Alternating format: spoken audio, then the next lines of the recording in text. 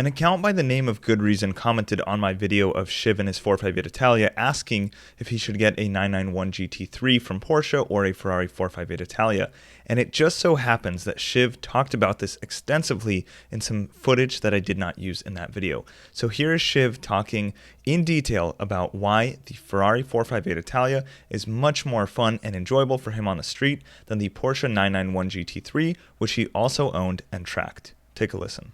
Favorite thing about this car is its exploitability and it's all the options it gives you as a driver to enjoy it. You can drive it clean and tidy and it'd be very fast, like as you would on a racetrack, or you can drive it a little loose and a little bit slidey on the street without going fast, which is kind of the primary issue with these cars. They're just getting too fast. They're getting too grippy, they're getting too fast. Like a GT3, for instance. I owned a GT3, which I converted to a track car at the same time I had this. I just sold it last year. I've always wanted one because it's a GT3 and I've had a bunch of Porsches in the past.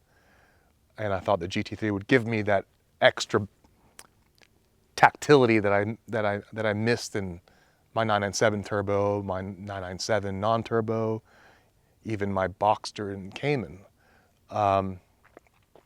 But in a way it was more frustrating, meaning that the car didn't really come alive unless you were loading it up.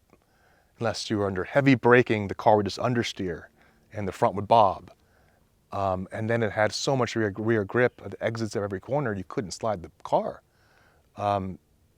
Besides, there's huge rear tires and that rear weight bias, and it didn't have a lot of mid-range torque like this. So you didn't have that option to change your driving style from goofball to serious. You were always serious.